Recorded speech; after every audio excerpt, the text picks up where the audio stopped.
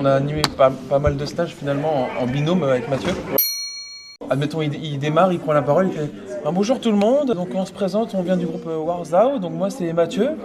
Il se tourne vers moi, alors moi c'est Mathieu. Et là toujours il y a un rire qui pousse sa démarche, c'est ça, mais ça marche à chaque fois.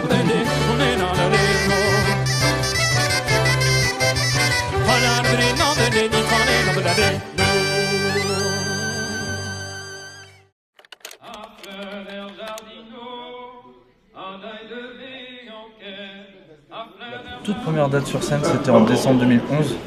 Et là, je te raconte pas, c'était totalement différent. Il y avait 2 accordéons, dont un qui jouait aussi du cajon. C'était la genèse, on se cherchait, on était lycéens. C'était vraiment le tout début, on s'essayait quoi. Ça a très vite évolué d'ailleurs. Au bout d'1 an et demi, Coco est arrivé juste après Camille d'ailleurs. Camille, le guitariste, est arrivé en 2013. L'avant-dernier, c'est Mathieu en 2015, 14. Et Mathieu, il y a 4 ans, en 2022. Et c'est quand même les mêmes instruments depuis 2012, 13. Ouais.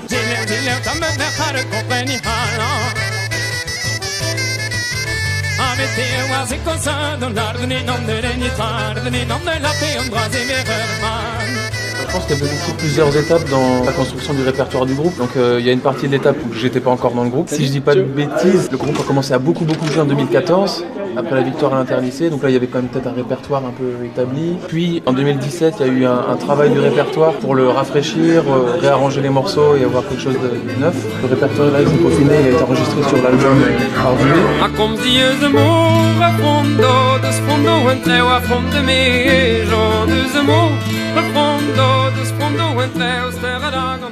J'ai l'impression qu'il y a un peu un truc du début qui est encore là, quoi. L'énergie, genre un truc de jeunes qui en veulent et tout.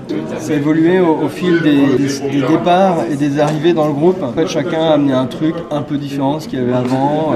Mais c'est pas des ruptures, des changements du tout autour. Et je dirais même, pour continuer, qu'il y a quand même une volonté qui est restée un peu depuis le début, qui est de faire quelque chose d'efficace autour de la mélodie, quoi. Il y a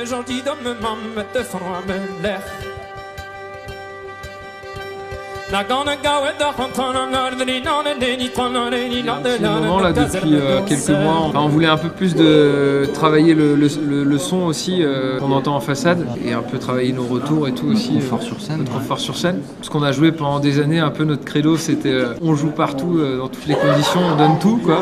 Et ça faisait un peu notre identité aussi quoi. Et là, après un peu d'années, on a envie d'aller plus loin et du coup d'avoir quelqu'un au son avec nous, ça nous amène aussi encore à une nouvelle dimension. Ce que ça peut apporter, c'est du soin finalement, c'est un peu un travail de finition pour les gens en face, pour le public.